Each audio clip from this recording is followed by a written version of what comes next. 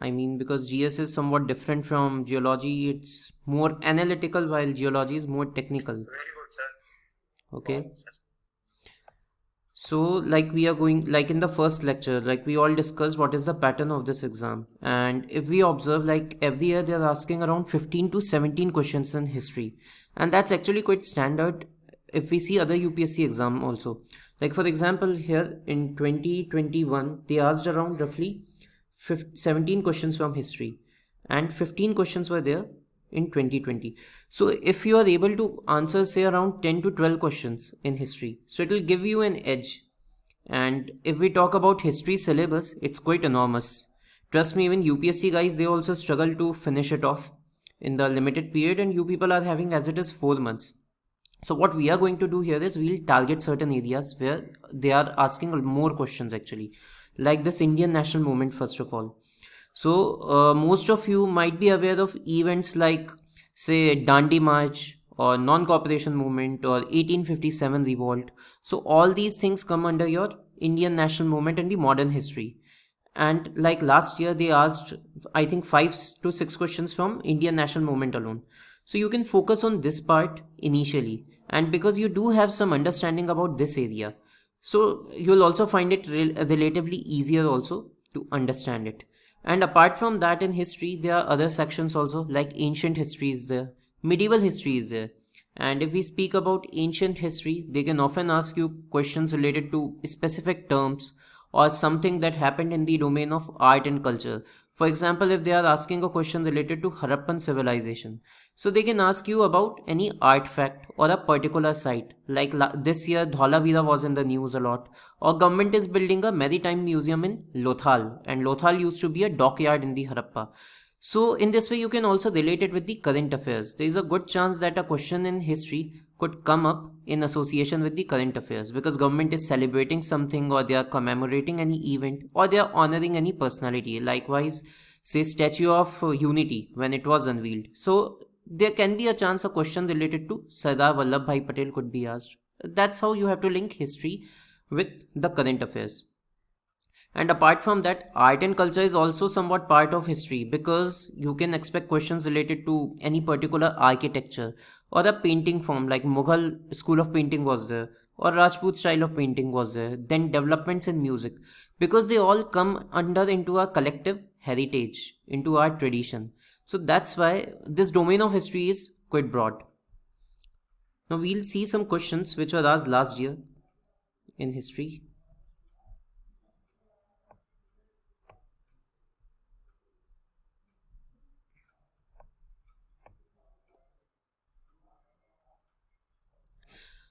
Now we'll see how we first divided it. For example, there is ancient, medieval and culture part. So I'll say you focus more on the culture part here than ancient and medieval.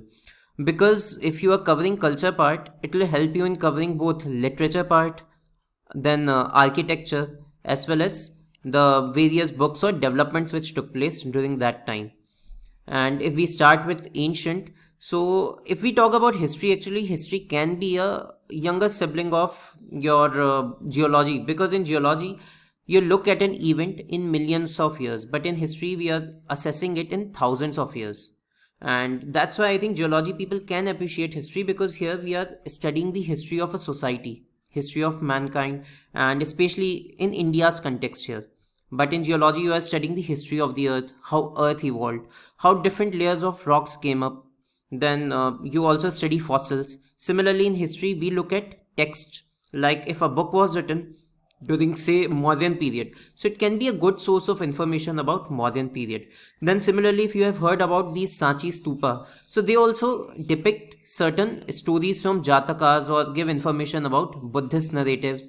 Then there are certain inscriptions which are found at the site of stupa. So all these things help us in developing the history. Likewise, you are referring to fossils or say the layers of rocks in geology. Similarly, you also have some sources here in history, and we understand them, we assess them, and we try to create a picture of a society that existed around thousands of years back. That's why we do get some information about Harappan society, even if that language is still not deciphered here. So if we talk about ancient and medieval, so you will have to see like the types of coins and the terminology. Coins like who were the first who issued gold coins, and who issued the largest number of coins. So such information can be asked. Then there can be information related to some famous inscriptions, like Prayag Prashasti is quite famous. It's an inscription related to Samudragupta, and through that only everyone came to know the victories of Samudragupta, what was the area where all he took his armies, and how successful he was. Then there are books also, like the information related to Vijayanagar kingdom is mostly from the books which were written by foreign visitors, like Abdul Razak was there, Niccolo Conti was there. So all these foreigners, travelers, they gave certain account, like whatever they witnessed in that city. And through that, people got this information. The next is the founders. Now you have to remember this thing about who found which kingdom, like which king was associated with which kingdom. And a better way to understand is through chronology. Like in geology, you have divided it into certain eras. Similarly, here in history, what you can do is you can correlate the different events. Like how I remembered in modern history's case was, say, Gandhiji came to India in around 1915. So 5 years later, there was non-cooperation movement. Then 10 years later, again, there was the civil disobedience movement. And roughly 10 years after that, after civil disobedience movement, there was Quit India movement. So that's how I remembered the timeline between these 3-4 events. And I couldn't remember the dates then, but it somehow worked, and it also helped in solving the questions. The next part is about Sufi and Bhakti saints. See, regarding Bhakti movement and Sufi movement, they asked questions. It was a social movement. It was more egalitarian in nature, and kind of a social reform was going on at that time. So they do ask questions from Sufi and Bhakti movement. Last year also, like, they asked questions related to some Sufi text also. So that's the important area which we'll see in ancient, medieval and culture part. Now coming to modern history and how our approach is going to be. See, I'll start with 1857 revolt because most of you are familiar with this event also, 1857 revolt, and whatever the events which took place after the 1857 revolt, they were more important as far as India's national movement is concerned. And that's why there is a major chance of asking questions from the events which are after the 1857. So we'll cover first 1857 till 1947. After that, we'll cover this tribal and farmer revolts and social religious reform movement. So this will be your most important part. And then we'll also cover government acts, because government acts are important. They help us in understanding like how the British policies changed over the time. What were the developments, or how the approach of British changed, or how successful Indians were in negotiating with the British. Because quite often these Government of India acts, they were the result of continuous protest by the Indians. It was a kind of bargaining going on between the protesting Indians who wanted more freedom, while the British who continued to hold on to power. And then yes, pre-Gandhi and during Gandhi, this phase we are going to cover, and it will be covered within the Indian national movement part, that is after the 1857, which we'll start maybe in the next lecture. Then important newspapers, press. Now this part you will have to remember. You will have to remember which is the important newspapers which were being published during that time. So this is the important area in history. Now here I am telling you like this question about in 1797, under the clause of which one of the following settlements Raja of Burdwan's estate was auctioned when he failed to pay the revenue of East India Company. Now there are four different methods of British revenue collection, like Talukdari, Rayotwari, permanent settlement and Mahalwari. So if someone has just basic understanding about these four, they can still figure it out. Now even I didn't know that Raja of Burdwan's this estate was confiscated under which method, but I know that Raja of Burdwan is a place in West Bengal, and British introduced permanent settlement in Bengal.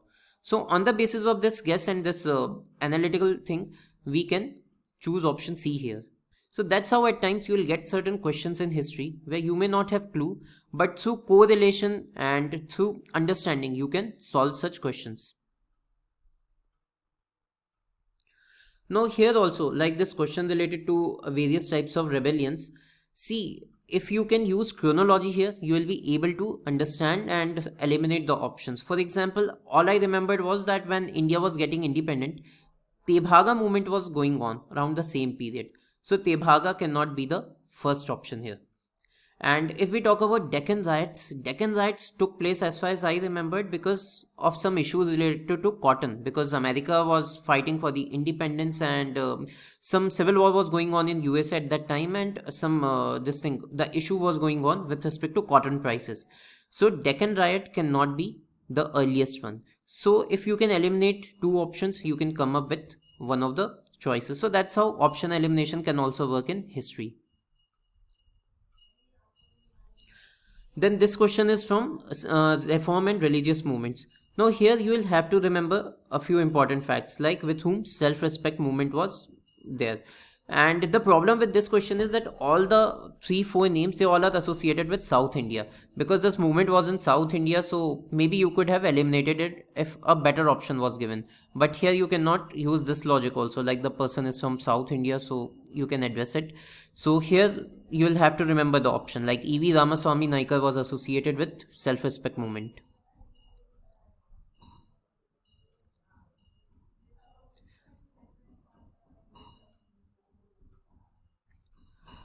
So I think we'll start this 1857 revolt, and I want to know from your side, like what all you people know about 1857 revolt, like what you have heard till now. So if anyone wants to volunteer.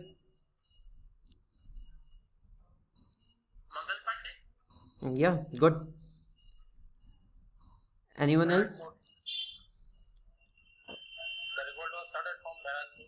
Okay.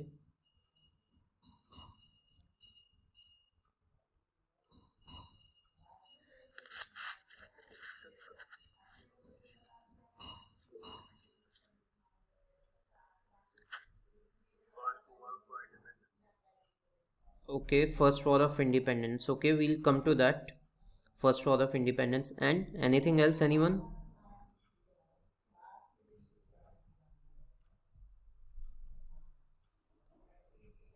Any leader you can mention if you remember, like someone said Mangal Pandey.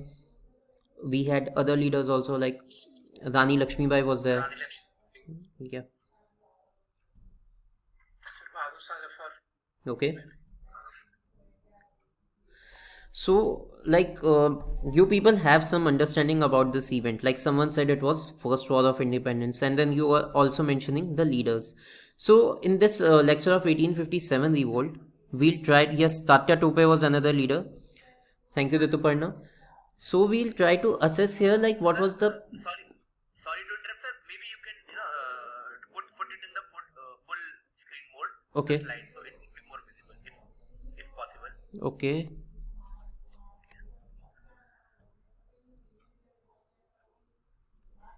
Fine. It's okay.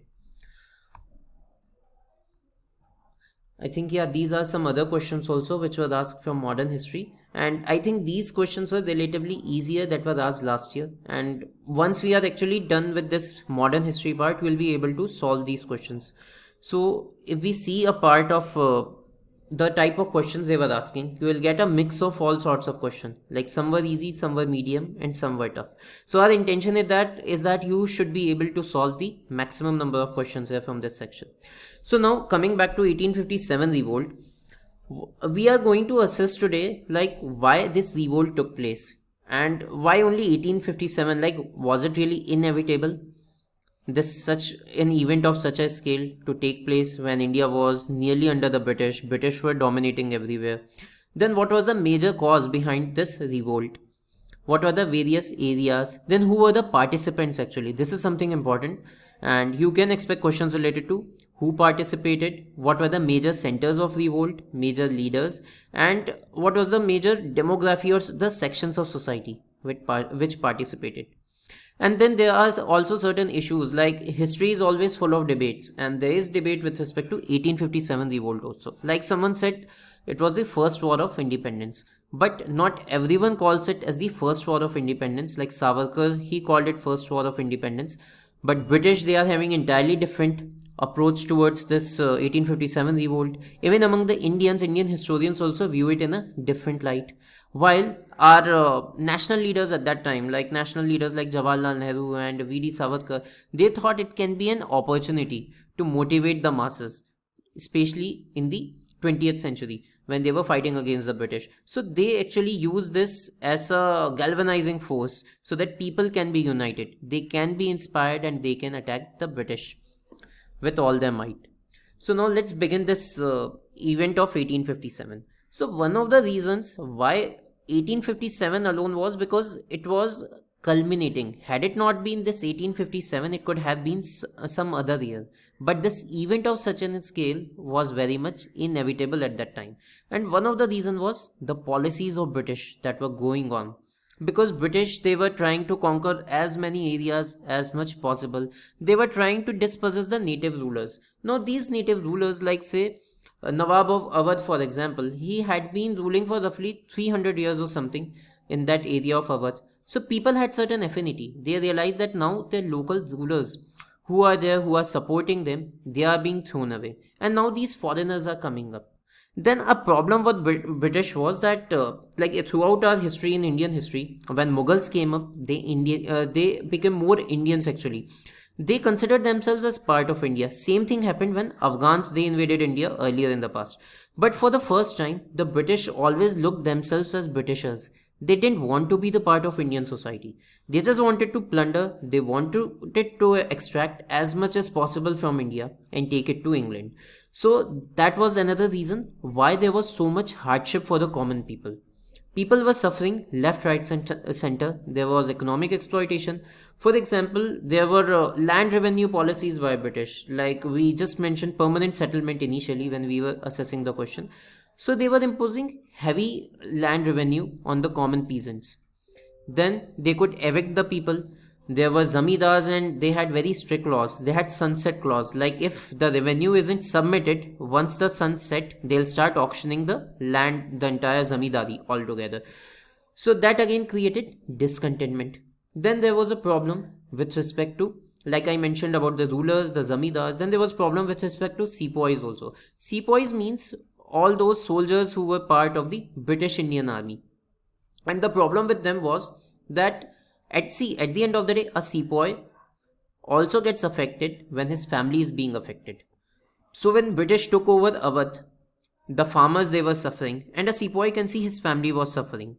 Then British, they also introduced the grease cartridge. Like you mentioned the Mangal Pandey episode over there, the major issue, the triggering point was because a new kind of cartridge was introduced by the British, and there was a news going on that it is made up of fat of pig and cow.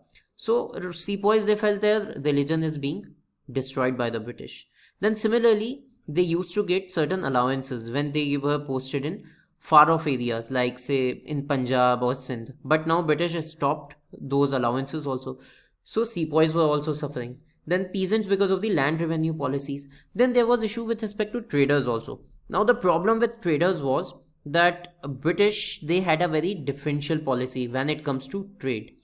They were promoting British goods. They were kind of created a situation where a virtual free trade was going on for the British. That is, in British products, there was no taxes, no extra duties were imposed. But when it comes to Indian goods, they were imposing lots of duties, lots of different types of tariffs on Indian exports, and that's why Indian traders were struggling. Then British, they also created a sort of monopoly also over there, because the banks which were there at that time, they were not willing to give loans to the Indians. They were not willing to finance them, but only to the British. And British, they were also forming a sort of unity. So they wouldn't allow Indians to participate in the market. So these were the problems that traders were facing. Now, when we talk about artisans, see, when they started dispossessing certain traditional rulers, these traditional rulers used to buy the purchase from Indian handicraftsmen or the artisans. So these artisans, they were losing the market. And what happened, what with British did also was they were trying to purchase the Indian products at cheaper price. At throwaway prices, they were buying the Indian stuff and they were selling it to UK or other countries at a very high profit. And in that scenario, artisans were the ones who were suffering a lot. Likewise, there is a story from West Bengal. Actually, this event took place where in West Bengal there used to be weavers. They were carpet weavers, and British were forcing them to sell their product at such a low rate that all the weavers of that entire village, they chopped off their thumb, because they were fed up with so much exploitation. These weavers, they were forced to work roughly like 14 hours a day, and they had to sell their creations at a very low price, and even if their product quality was good, they were not being paid. Now all these people who started leaving their profession, they were switching to agriculture. So again, on agriculture, on land, this pressure was increasing. So discontentment was rising in each and every year. Now, when we talk about Pandits and Maulvis, the traditional priestly class, they were also annoyed because of the missionaries' activities. Because British allowed missionaries to propagate Christianity throughout. And as a result, they started affecting the sentiments of the people of India.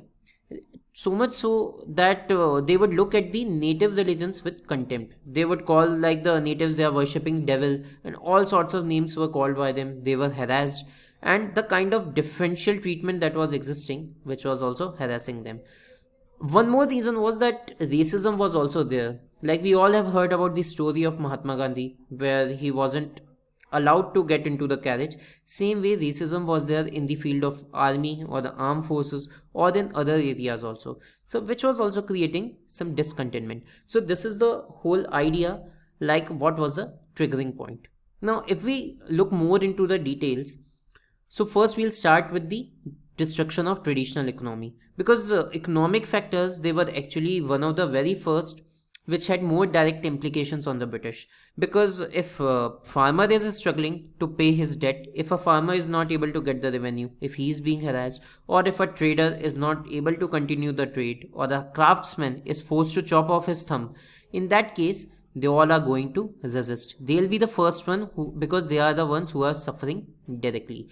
So economy played a major role there. Now if we talk about land revenue policies, some of their policies were like permanent settlement. In permanent settlement, British, they actually fixed the land price for perpetuity, and it was practiced in areas like West Bengal. See, we'll be discussing these the different land revenue policies in detail when we'll be covering British policies. Right now, for your understanding, I'm just giving you a brief. Then similarly, there was a Ryotwari system which was more practiced in southern India and central area, and there British will directly deal with the farmer, with the peasants, and they can dispossess peasants at their will if they are not able to pay the rent. And the problem was that there were a class of money lenders. These money lenders, they were hand in glove with the British, and they would exploit the people more. Then with industrial policy, the traders and merchants, they were affected. See here, two acts are mentioned here, like the Charter Act of 1813 and 1833. So what happened in Charter Act of 1813 was that British nearly gave this permission of free trade to the Britishers. That is, East India Company earlier used to have a monopoly. India was under the control of East India Company till 1857, remember that. After that, it was the British Crown which took over. So East India Company's monopoly in trading was stopped in 1813, and that nearly opened the Indian market to the entire British. Whoever from UK wants to carry on trade with India, wants to conduct trade, they can do that. So this free trade policy was negative towards the Indian traders, because lots of tariff was being imposed on Indian traders, but virtually a free trade, one-sided free trade was carried on from the British side. Then agriculture was ruined because of the land reforms, like the permanent settlement and the Ryotwari policy. Then annexation of princely states was another issue, like the case of Awadh was there, or say Jhansi was there, for example, because the artisans, they were supported by the princely states. There were royalties, like there were nobles. If you would have seen some series related to India, like recently there was one on Hotstar as well. So you can see there is a class of nobles who used to be with the kings. So all these noblesmen, not just the king, they would purchase the products from artisans. So it was a huge market for artisans. Their products had good demand, and these nobility and royalty, they would also be involved in export and import. So the products were suffering, artisans were suffering. They lost the patronage, they lost the market and the revenue also. And on the other side, the British officers, they were forcing them to sell their product at very cheap and forcing them to work for enormously long hours. So all these things again culminated to discontentment. And that's why Indian handicraft was closely tied with the artisans, because Indian handicraft was suffering because of both the trade policy as well as loss of princely states. Then there was issue with zamidars. Now zamidar as a class was actually propped by the British. British used them for their own favor because they would give certain rights to the zamidars, and zamidars would have control over the farmers. But what happened with zamidars was that because of British policies like the sunset clause, they would continuously auction the zamidari. So those people who were there as zamidars, they were being replaced. And the difference between the traditional and new zamidars was that the new zamidars, they would live in the city, they would live in a city like Kolkata, and they were least bothered about their land. They would not be bothered about improving the land quality or offering loan or supporting the farmer. But the traditional zamidars, they were actually more connected with their people. They also owed some responsibility towards them. They had certain law functions also in the medieval period. So because of their position also, they had some affinity with the people. So when this new class of zamidar emerged, and they were called absentee landlords, they were least bothered. So the older zamidars, they were also annoyed with the British, and because the way their zamidari was being auctioned, their lands were being auctioned, so it created a discontentment. For example, Kunwar Singh was a famous zamidar, and he participated in the revolt of 1857. He was from Bihar, and his age was roughly, I think, more than 70 years of age. So if at that age he was showing discontentment, so there was also some serious problem with respect to zamidars. So anyone having any question or doubt related to economy part?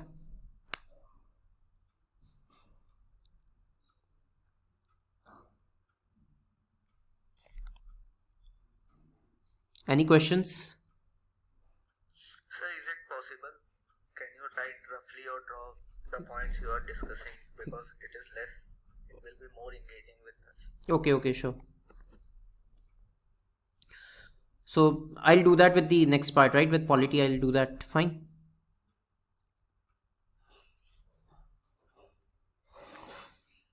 So the next part is with respect to polity. Now, the major issue with politics was that the entry of Christian missionary was already there, and Christian missionaries, they were kind of native religion. Like there are certain texts where the famous Christian missionaries, they are saying that their gods, they look like demons, and the practices these people are involved, they are like heretic. And they used to say that the Indians, the natives, they are barbarians, and we are here to civilize them. So this whole idea of missionary and their interference, it started interfering with the native religion. And once the people were quite serious, quite very much affected, because it was hurting their sentiments. So that's why the socio-religious affair of the Indian public was another reason. And one more thing was that because of the Christian missionary as well as some progressive Indians, they wanted to bring reform in India. For example, Raja Ram Mohan Roy played a famous role with respect to sati. But then there was another class of natives who were not in favor of such reforms. They said that it's unnecessary interference by the British. You are trying to ban our traditional practice like female infanticide. So even if on paper these moves were looking good, like sati abolishing or female infanticide, it was hurting the sentiments of the people. Then British, they devised different methods. Now British, over the time, like when they first came to India in 1757, since then it was continuously changing. Now around the 18th century, they got the direction that they should try to expand as much as possible. They should try to look for reasons where they can conquer the territory. And so they devised different methods here. One of the method was doctrine of lapse. Now Jhansi, like, is very much associated with doctrine of lapse. Similarly, Nana Sahib case was another one, somehow connected with lapse. Now the issue here was, British said that if any native ruler adopts a child, this child will be heir. I am again repeating, if a king or a queen is adopting a child, so child will not be considered as an heir to the king. So the child will not inherit the kingdom, and the kingdom will rather pass on to the British. Now this policy was followed in areas which were largely created by the British. Whenever British used to conquer an area, sometimes they used to carve out a small territory for some native ruler. So this practice was done in areas like Jhansi, Udaipur, Sambalpur, in these regions, and it created discontentment. That's why Rani of Jhansi, she rose this banner of revolt against the British. Then another policy was subsidiary alliance. Now, subsidiary alliance was basically to safeguard British Kingdom. Now, Lord Wellesley, you remember this name, Lord Wellesley, he started policy of subsidiary alliance. And under this policy, if there is an agreement between any Indian state, so what they'll be doing is the Indian state will lose the rights. That is, the Indian state will not have the right to engage in any agreement with any foreign force. They cannot keep any foreign force, they cannot keep any foreign officer in their state. Rather, there should always be a British officer to reside in their court. There will be an agreement for mutual help. So what happened was that British force will always be there to support the Indian state. British can support the Indian state if there is any rebellion going on or if there is any attack by another third party. And in case there is any dispute or any issue going on between the Indian states, then the problem should also be referred to the British. So what happened was there was an indirect side effect also. See, Indian states, they are getting British help. They are getting the forces to help them out. But in that way, the Indian states, they were like quite reluctant now to look after their subjects, because they know that British forces are there. British forces are quite strong, they have modern weapons, and they can help them out in case there is any rebellion or revolt. So it had this negative side effect with respect to the welfare of their own subjects, and side by side it also curbed their independence, because now they cannot get into an agreement with any foreign power. If say a state A wants to get modern weapons, they cannot seek the help from France. Rather, they'll have to speak to British and they can only engage with British. So in a way, it curbed their independence. And kind of they became puppet states. Now a British officer will always stay in their court and he'll also interfere in the succession also. So all these states in this manner came under the influence of British. So anyone having any doubt or question till now?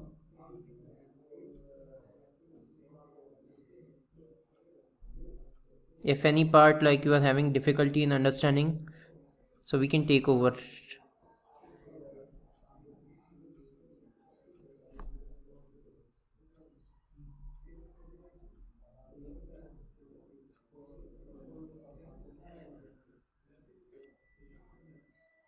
Yeah, so I had discussed subsidiary alliance, right? And I was talking about Wellesley when he introduced this, and what was the idea behind subsidiary alliance. So the major idea behind this subsidiary alliance was to create a safety net, or say some safe zone for the British, because British was relatively new also at that time in India. It wasn't that long if we compare it in terms of history then. So they needed a bulwark, a kind of a safe zone where if this is a British kingdom here, so it should be surrounded by safety or say free states. So that's why they went into treaty. British were here in say Bengal, treaty with states like Awadh, which was there, Hyderabad. So it's created a kind of safety. So if any rise or say any protest or any issue the side of Maharashtra, they'll have any direct war. And it also created one more question. If there is any war going on, then British won't have to fight the war on their own soil. For example, if there is any issue going on with Awadh, so the war will take place in the territory of Awadh, not in the territory of British. So that was another kind of game by the British when it comes to subsidiary alliance. The next idea is direct annexation. So as the name itself suggests, British can directly annex any area by waging a war, or some other dubious grounds. They can use it by using any deceit or say treason. They can use different tactics to directly annex any territory. And the reason was because they want to increase the market. If they annex any new territory, the market will increase. They'll have more area to sell their products, and they'll also get more revenue from the land. So these were the major considerations why they wanted to annex the territories then.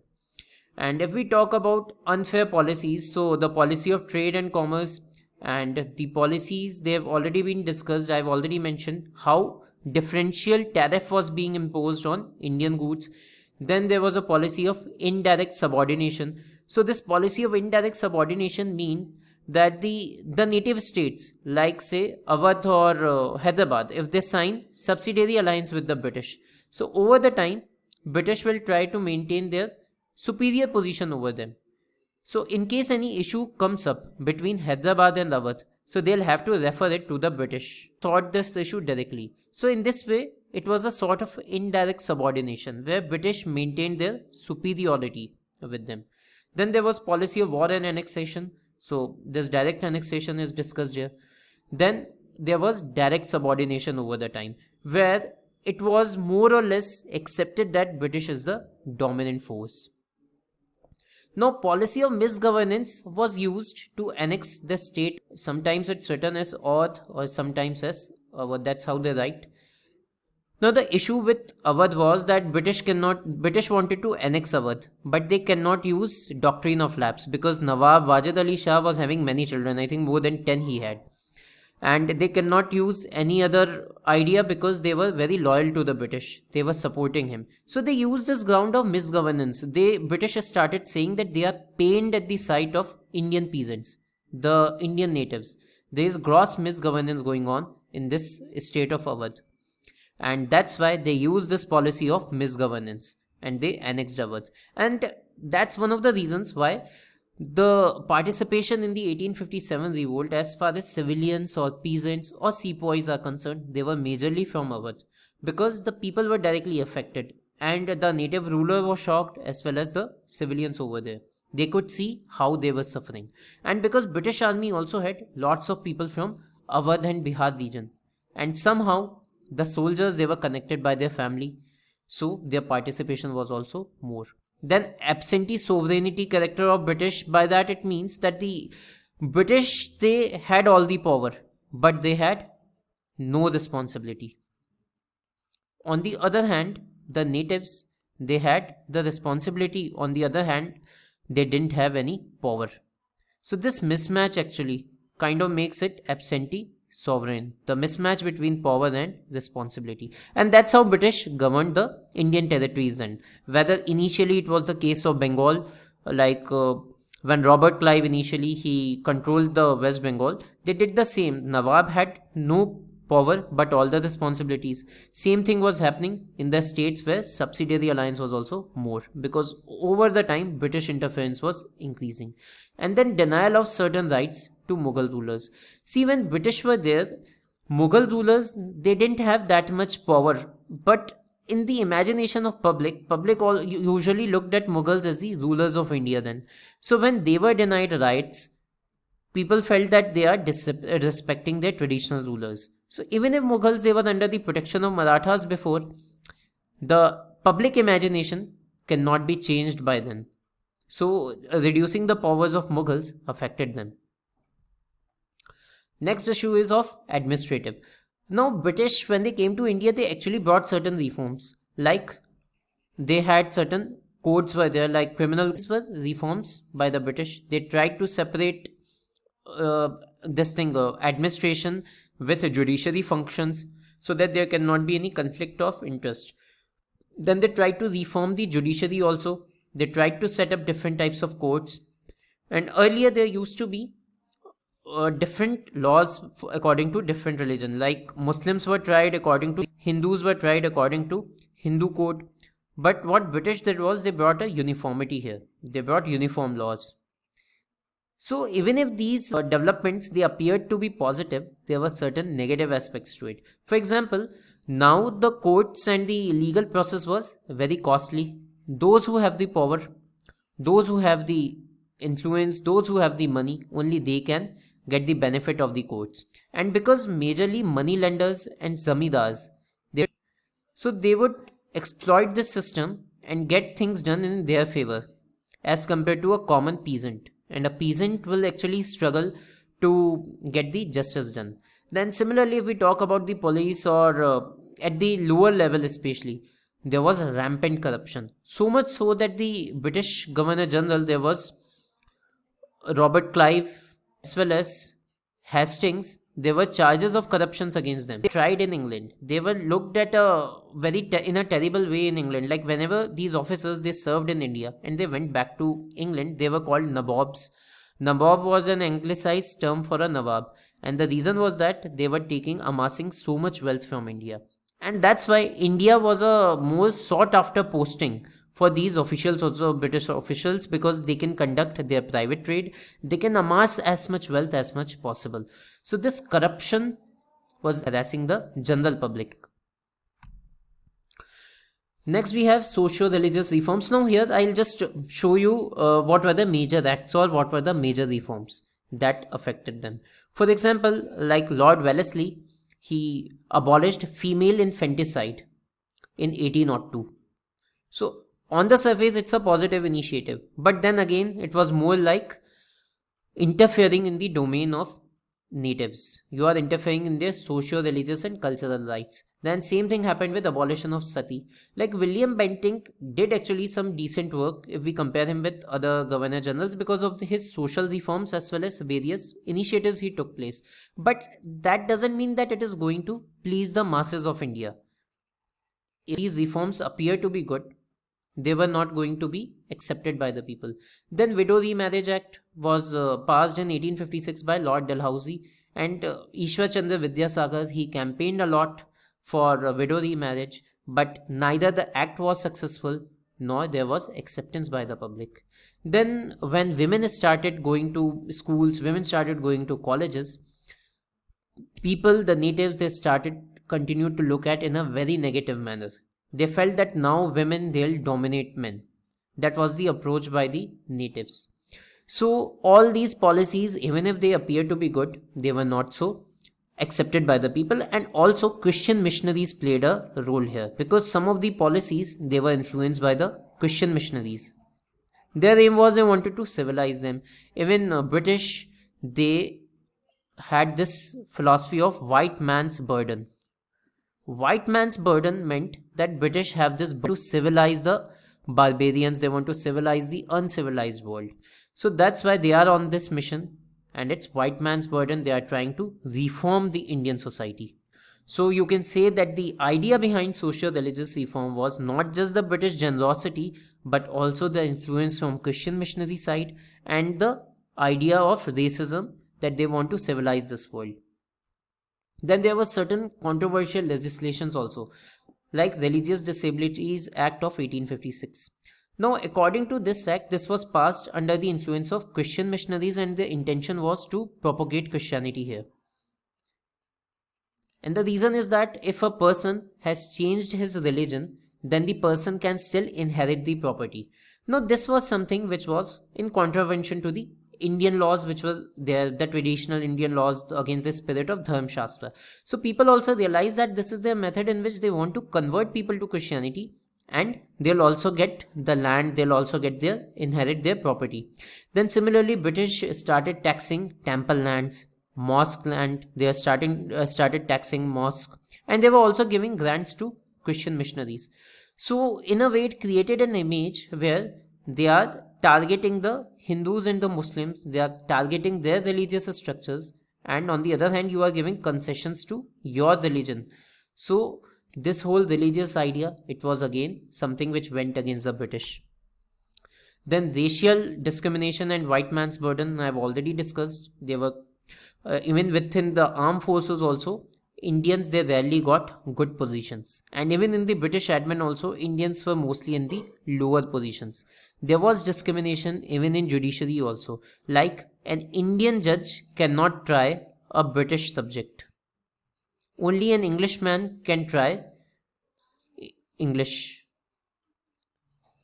He cannot try a British or Indian judge. So this discrimination even in law existed at that time, and whenever a British person was being held guilty or brought to the court, he was given lenient punishment. So this again, disparity was there. Such kind of racism exists even in law. Even if you are having law, these laws were there for the namesake. A huge formalism existed then. The next is what can be the impact of outside events. So the events were like the first Afghan war. Now British lost the first Afghan war. Then Punjab wars also initially British were struggling. There were wars going on in Punjab. Then Crimean war was there with Russia and Santhal rebellion. So here British suffered certain reverses. They were not so successful initially. So the Indians they realized that they are not so invincible. They can be easily beaten. And also these events they also affected the Indian sepoys because the Indian sepoys were serving in these areas and British changed their policy like for serving in Punjab they will no longer get additional allowance. Of not giving additional allowance created discontentment among sepoys also. And when we talk about sepoys, they were also racially discriminated, especially when it comes to promotions. They cannot go above the rank of Subedar.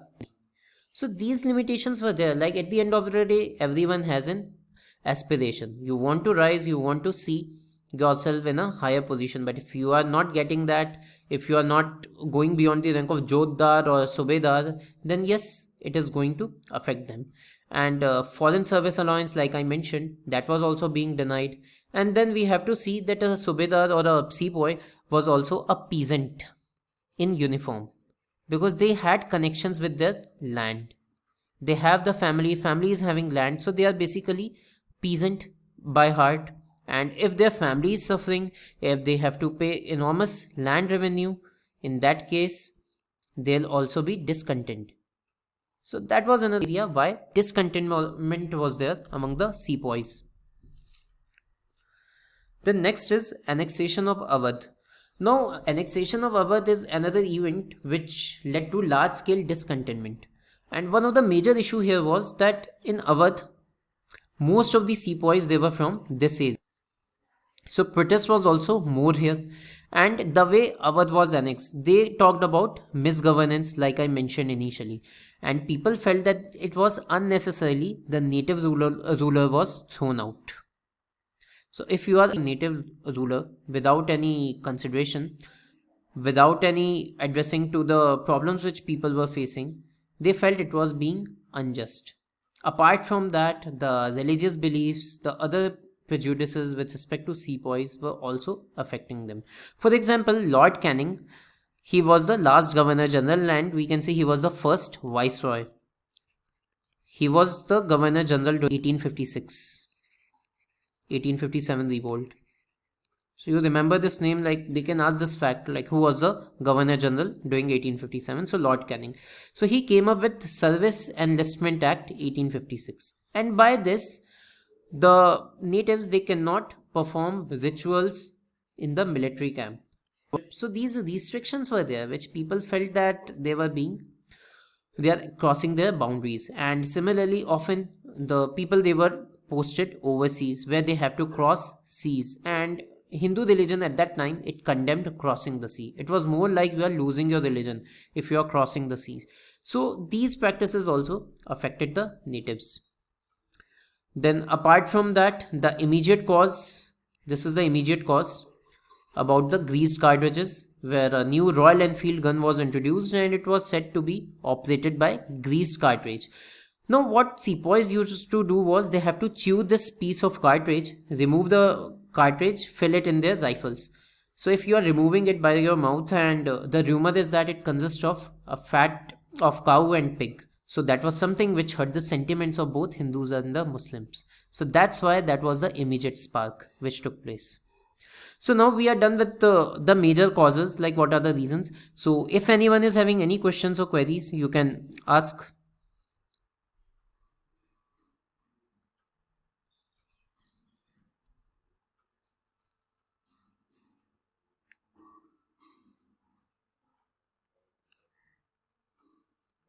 Any queries?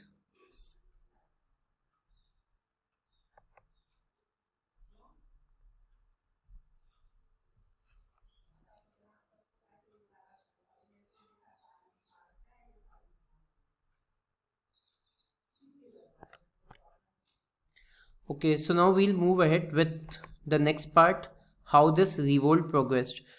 Now for you people, I'll just say what part is important for you from the exam point of view. See, till now we have discussed the reasons behind the revolt. So you have to know what are the reasons. Now here this part, beginning and spread, it can be more like a story for you people, like how the revolt progressed from this area. They are not going to ask you questions about how this revolt spread, but other thing which they can ask is the important leaders, the center, and what were the changes by the British afterwards? What were the reforms later on? So you focus on reasons, leaders, and centers, and these changes more. So we'll see how the revolt progressed initially. So after this Royal Enfield gun episode, that was in January 1857, it led to revolt. Like someone mentioned, Mangal Pandey. So yes, the revolt started with Barakpur, then revolt began at Meerut in May 1857. So these sparks were actually taking place, like the initial issue at Barakpur, then eventually the movement becomes more stronger from the Meerut episode in 1857. And from 1857 May, it is spread to areas like Punjab, Narmada in the south, Bihar in the east, and Rajputana in the west. So you can see the southern boundary was Narmada here, and in east it was Bihar, in the north it's Punjab, and in west it's Rajputana. So it also highlights why when people question it, that it wasn't the national in character, because it wasn't spread in all the areas of the country. For example, southern India was mostly isolated. So you can see here what were the major areas. So after the revolt, it broke in Meerut. The sepoys, they marched towards Delhi and they declared Bahadur Shah Zafar as the emperor of India. Now why Bahadur Shah Zafar? Bahadur Shah Zafar, or the house of Mughal, was already disseminated at that time. It wasn't that powerful. But why people generally approached Bahadur Shah Zafar? So anyone, any idea? Any guess?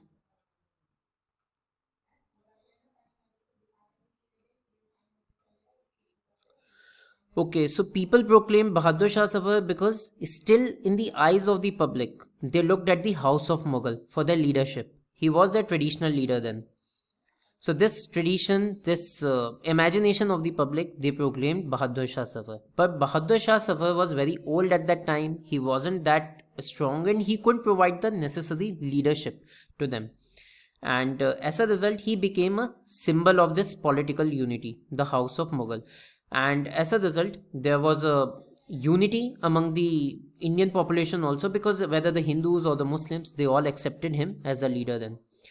And as a result, it transformed into a revolutionary war. Like initially it was a mutiny of soldiers, only soldiers were protesting, but now it went to Delhi and it became more of a revolutionary war. And soon the banner of revolution was various leaders like Rani Lakshmibai, Nana Sahib, all these leaders, they started revolting then. And also there were certain Indian chiefs who were still loyal to Mughals. So that's why once you declare Bahadur Shah Zafar, so all those who were loyal to him, they also declared the rebellion. And then civilians also started participating, because now sepoys were there. Then peasants, they started protesting, especially in Awadh region in the northwest frontier province, and it spread in different sections of the society. Like artisans were there, shopkeepers were there, zamindars were participating, priests were there, and even certain civil servants also, they, but even a small number, but they also supported them. Like shopkeepers, they were trying to give them rations, they were trying to hide the those who were protesting there. Then the small zamindars were there, and the peasants, they will be targeting money lenders because they were immediately affected by the money lenders. Money lenders were again in favor with the British and they would exploit them, charge exorbitant amount of rate of interest. So the first thing they did was, once they started revolting, they targeted the money lenders, burned all the record books. So there cannot be any account of the interest rate or the loans there. Then anything that was more associated with British symbol, that was destroyed. Like courts, they stand with the administration. The police stations, or say the railway lines. So all these things, they were targeted. Then according to an estimate, nearly 1.5 lakh people died fighting the British, out of which 1 lakh was civilians. So you can see the scale of participation, and so many people lost their lives. Now, this is an important part here. You have to remember the leaders here. So, Delhi, Bahadur Shah Zafar was the titular head, but the real power lied with General Bakht Khan. Now, General Bakht Khan was the head of the troops. He commanded the troops there, and he initially revolted at Bareilly and then brought them to Delhi. So, General Bakht Khan had an important role, and in fact, in Delhi region, one more important thing was there was a military court. So that was something positive. Like here, they've shown that they wanted to look beyond the revolt. They wanted to see how the future structure could be if they are trying to replace the British. So military court was set up here. General Bakht Khan played an important role. So he was an important leader here in Delhi. Next is Kanpur, and Nana Sahib played an important role. Now Nana Sahib was adopted son of late Peshwa Baji Rao II, and British, they stopped paying him pension. Nana Sahib, when he stopped receiving the pension, he decided that he'll also protest against the British. So he started throwing British out of Kanpur and proclaimed himself Peshwa. And he also acknowledged Bahadur Shah Zafar and he became his governor. That's what his proclamation was. And he was aided well by Tatya Tope. Now, Tatya Tope was his general and he collaborated with Rani of Jhansi. So, you remember Kanpur is associated with Nana Sahib. Next is Lucknow. Now, Begum Hazrat Mahal led the revolt, and here she revolted for the rights of her son Bejis Qadir. See, Awadh means Lucknow, it was annexed by the British. So, once this Lucknow was annexed, Begum Hazrat Mahal was the queen over there, and she rose this revolt and she was fighting for the rights of her son because her son should be the next Nawab then. If you want to say that there is malgovernance going on in Awadh, then you need to change the heir, you need to change who is the Nawab there rather than taking over the entire kingdom. And British took shelter in this Lucknow, and over there what happened is Henry Lawrence, one of the leaders who were actually British leader who was fighting in Lucknow, he lost his life, and later on Lucknow could be recovered by the efforts of Sir Colin Campbell. So remember, Begum Hazrat Mahal is associated with Lucknow. Then at Bareilly there was Khan Bahadur Khan, and Khan Bahadur Khan was head of Rohilla of Rohilkhand. So you remember this location, Bareilly and Khan Bahadur Khan. And again his contentment was again his immediate cause, that the pension he wasn't getting from the British. Then Kuwar Singh was a zamidar. He was from Jagdishpur. So you remember this area, Jagdishpur in Bihar, and he was again a zamidar. He was fighting because his lands were confiscated by the British. So you can see one thing here. Most of the leaders who are protesting, they had immediate causes here. Nobody is there, long-term effect or more of pan-India approach is not there. For example, Jhansi Queen Rani Lakshmi Bai. She was fighting for the rights of her son because her child Manohar Rao, they didn't accept him as the heir, and British wanted to capture Jhansi under the doctrine of lapse. So here her intention was also that she wanted to safeguard Jhansi. And same thing we saw with Kuwar Singh also, he just wanted his lands over in the region. Then Begum Hazrat Mahal also wanted Lucknow.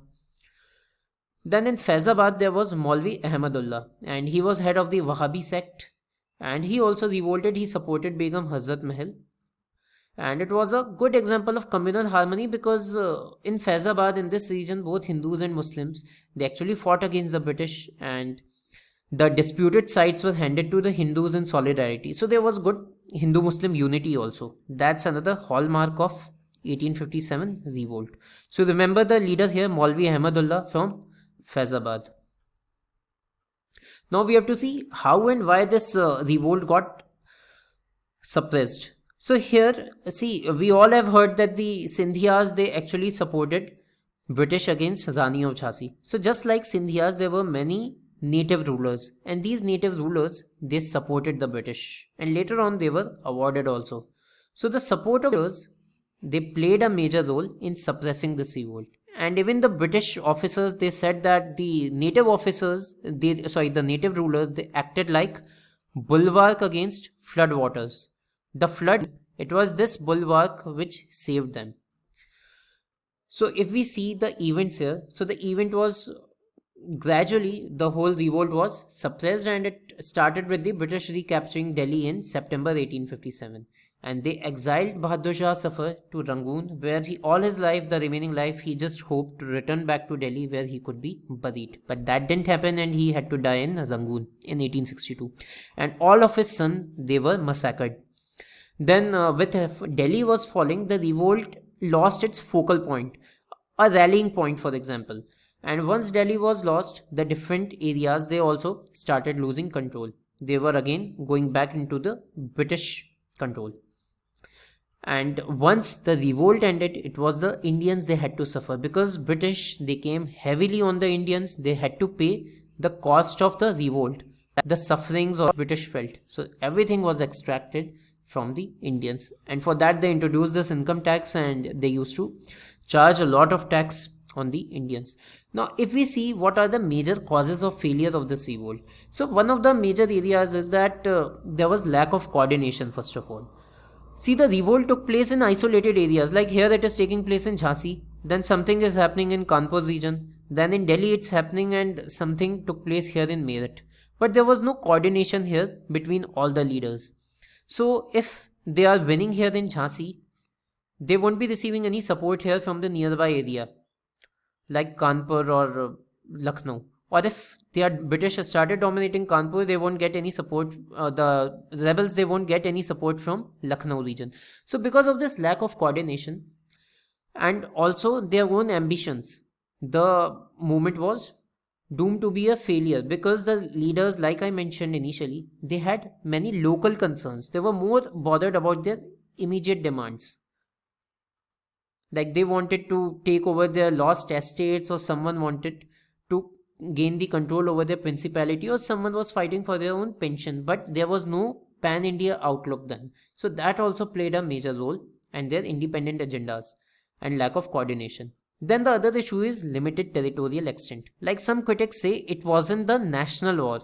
And why it wasn't the national war? Because they say large parts of India were not affected. For example, eastern, western and southern remained unaffected.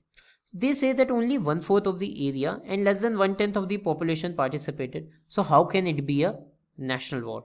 That's why this limited territorial extent also played a major role.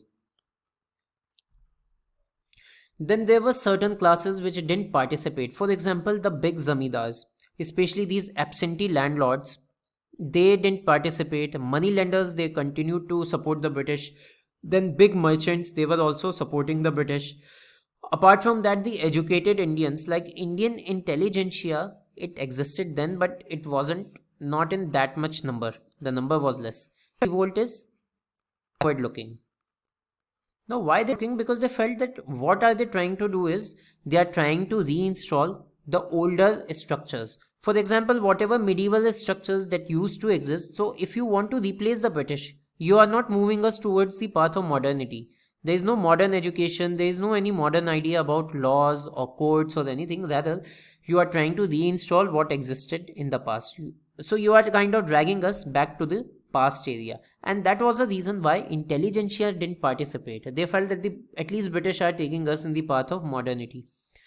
So that was again a reason why they couldn't attract all the sections of the society. Now, if we talk about Indian soldiers, their weapons were poor, and also they lacked discipline, because Indians, especially the peasants, they fought with weapons like spears and swords, while British were having Enfield rifles. So that also affected them. Apart from that, British infrastructure, like they have telegraph, which ensured quick communication.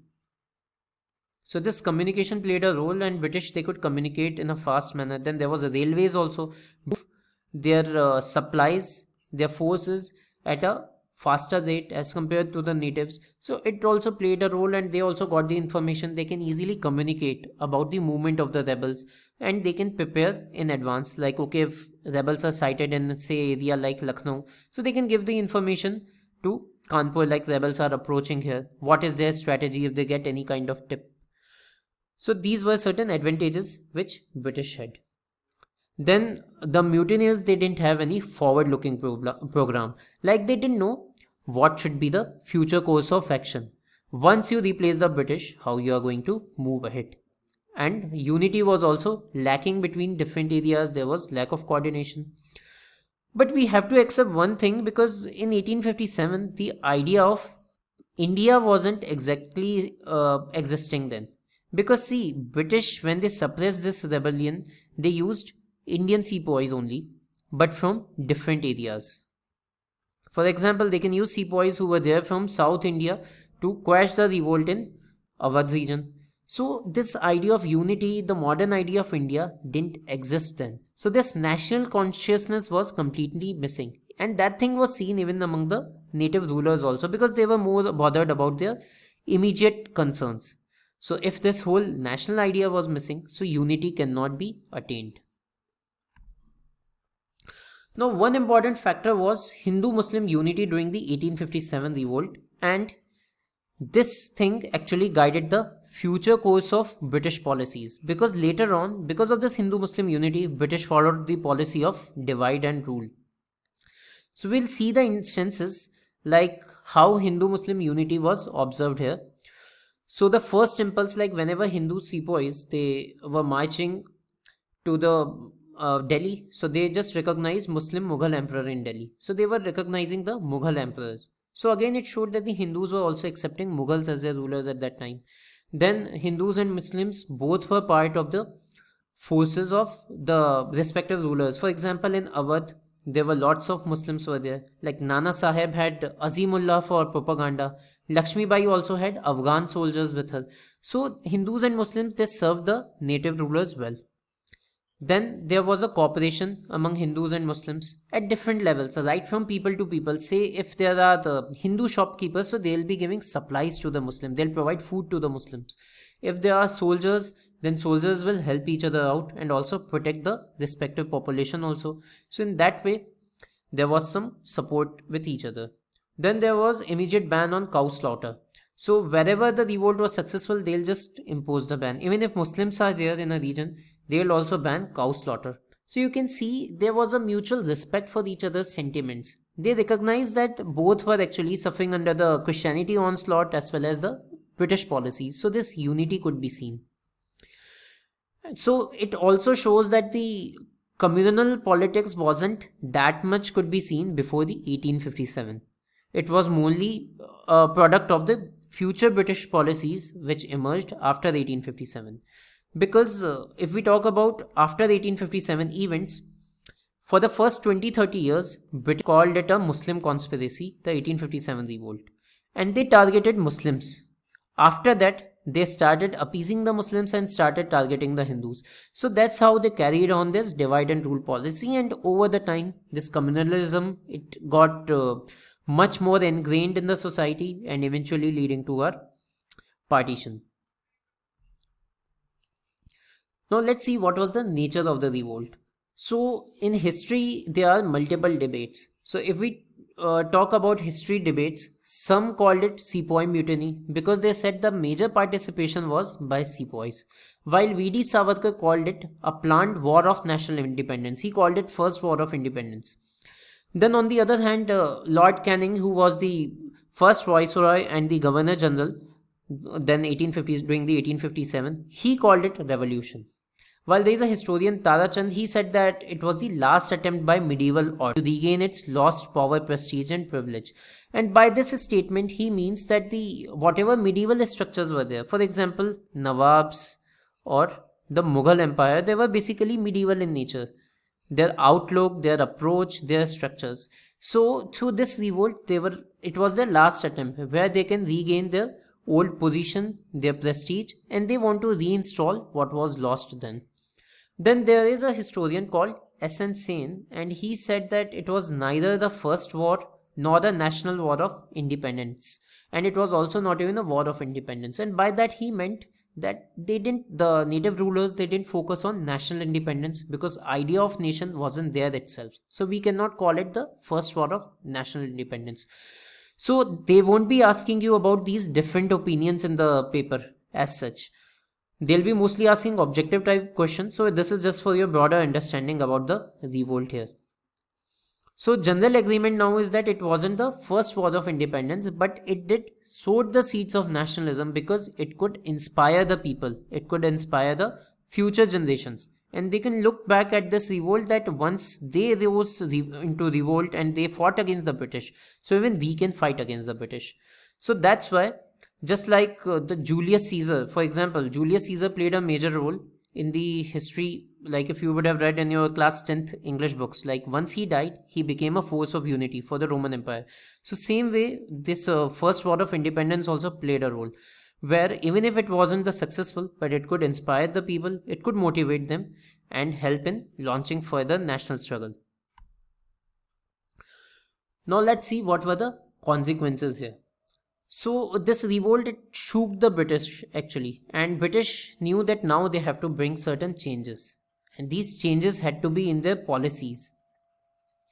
They cannot continue to rule under the name of East India Company now, because till now East India Company was controlling the Indian subcontinent, and all the policies, they were being done by the East India Company. Rather, they have to ensure that another such rebellion does not break out. So now they brought changes to ensure no another 1857 could take place. So the first thing they did was East India Company rule was abolished. So there was no East India Company rule now on. Now, if we speak about East India Company's governance, see, we are going to discuss this thing in details when we'll cover the various acts of the British. So for your, in brief, I'm going to tell you, like, the company used to control through two bodies. One was Court of Director and one was Board of Control. So one body used to control the commerce, the trade part, and the other one used to look at the political features, like what can be the policies. So both these agencies, both these bodies, they were abolished, and rather India directly passed into the hands of British Crown. And it was announced at Darbar in Allahabad, which is called Queen's Proclamation, where they announced that from now on, India is under the control of British Crown. So this was a major change because of 1857 revolt. So they can give you this as an option in your one of the questions, like Queen's Proclamation is associated with which of the following events. So you have to remember Queen's Proclamation is associated with 1857 revolt. Then followed by that, Lord Canning held Allahabad Darbar, and it was announced that from now on British won't be annexing new areas, because they realized that the natives, they are persisting because of the annexation policies, like Jhansi for example. So they will not annex the areas, they will no longer interfere in the internal affairs of the Indian states. So interference was also stopped. These policies were announced by the British, it was made public then. And also various acts were brought over the time, like the Indian Council Act 1861 was there, Indian Judiciary Act was there, Indian Executive Act were passed. So now you can see some assurances were given, and also they recognized the contribution of native rulers. Like Sindhia, they recognized them because of the support they offered, and this was actually a method or an approach by the British by which they recognized their contribution, and that's why they said they will not interfere and they'll be allowed to rule on their own in these areas. Then the office of Governor General became the office of Viceroy. So here the name was changed, and Lord Canning, who was the Governor General during 1857 revolt, he became the first Viceroy here. So you remember who was the last Governor General as well as the first Viceroy here. Next is an Indian Council was created now. An Indian Council with 15 members. It was created in London, and this council's function was to monitor what's going on in India. It will monitor the functions of Viceroy, what are the decisions they are taking, what are the acts they are enacting now. And there will be a Secretary of State for India, this position. So a Secretary of State created. And Lord Charles Wood became the first Secretary of State for India. Now the Secretary of State was an officer or a position who was responsible for India. This person will stay in England. He'll be the member of this 15-member council, but he'll be responsible for the events or the happenings in India. And then British policy also changed, because initially they blamed the Muslims for the first 20 years, but now they started promoting Muslims against Hindu. So divide and rule policy came into effect here. Then the Indian army was also changed. Its composition was also changed. They changed the number of the Indian soldiers to the British soldiers. The number of British soldiers were now increased in the army, and they also reorganized the army on various grounds. Like, for example, they created this idea of martial and non-martial races. By non-martial and martial race, there are certain races or the class of people who are good for military. They are good in fighting, and so these martial classes, they'll be given priority in the armed forces. So that's why they started organizing the army on the basis of this martial and non-martial class, and also according to the region. Like, they'll organize the army through various regions. Like, you will have a Gurkha battalion right now. So Gurkha battalion was organized, then Sikh regiment was organized. So communal grounds were there, regional grounds were there, and racial grounds were there in the army also, because they knew army was the one which initiated this revolt.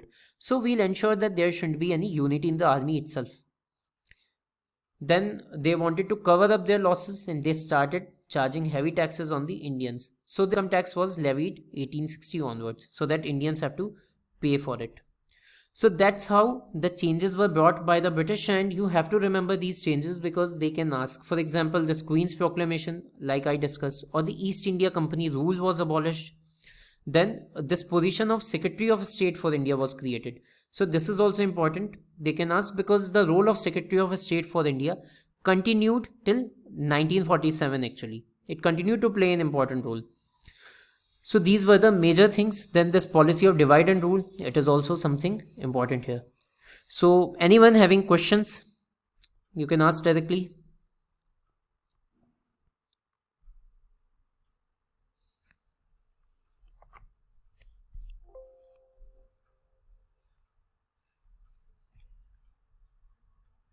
So any questions?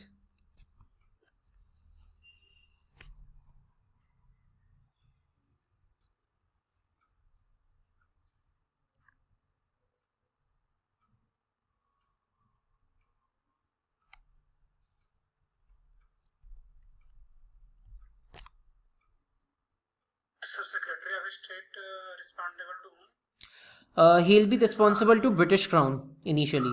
British Crown. And by British Crown, I meant that there will be the British Cabinet, British Parliament. They'll be selecting certain officers over there. Cabinet will be responsible, the British government, because during that era, the British Parliament gained the power. The Crown, like the British Emperor, was the nominal head then. Right, guys, if you have any other doubt, you can interact with Advait sir.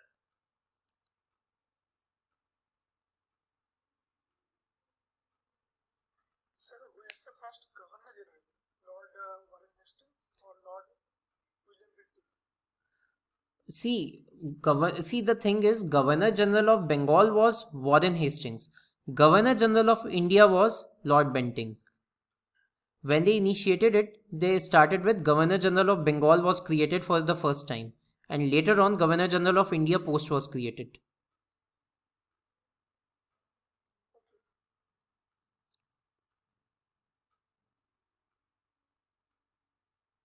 So, like, if there are no more doubts, then we can end the session. Right? We have recorded it. We will also share it on the portal. So, if you have no other doubts, then maybe we can end the session. And for your understanding part, I would like you to recommend this thing. You can go through NCRT. Like, if you can get old NCRT, it was written by Bipin Chandra, class 11th NCRT. It will be really good for your broader understanding part, class 10th and 11th one. And if you want to go through the factual part, like if you just want to brush up certain facts or you want to have something related to it, you can keep this book called Lucent, because the spectrum will be like too bulky and you will have 4 months roughly initially if I speak for your exam. So it will be better if you can just recall those facts from Lucent initially. And if any of you is having difficulty with respect to factual part in history, so what we can do is we can use this chronology part. For example, like I mentioned initially, you can look into the period and through that you can correlate the events. And other thing is, when we are covering topics like say tribal revolt or say newspapers, So you just make a table and you just revise that table, like 5 newspapers every day or 5 tribal revolts every day, because they can ask direct questions and terms will also be typical. Like for example, Munda revolt or say Ulgulan revolt is there. So you may not be able to guess it directly if you are not aware of the region or who was involved in it. So that's something I would like to suggest how you can proceed with the subject.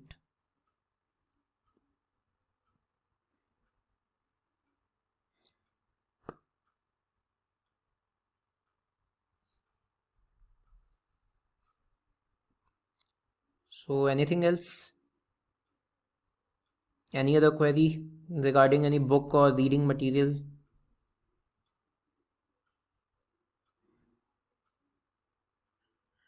So okay, we'll have more sessions, so then we can proceed. So I think we can end the class here if sir is fine. So thank you everyone. I hope you liked the session today.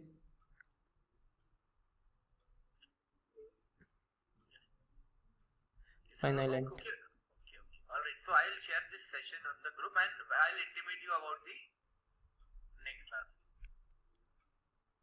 Okay, wait, I'll respond in the comment section. Lucent GK, the book.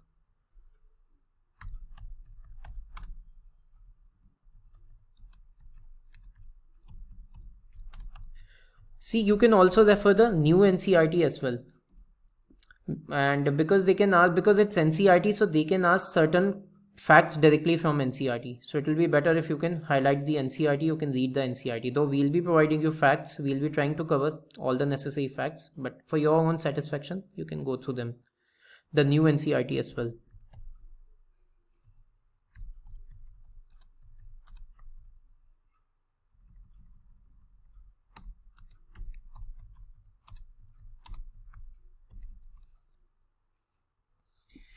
So thank you guys. We'll end our session here then.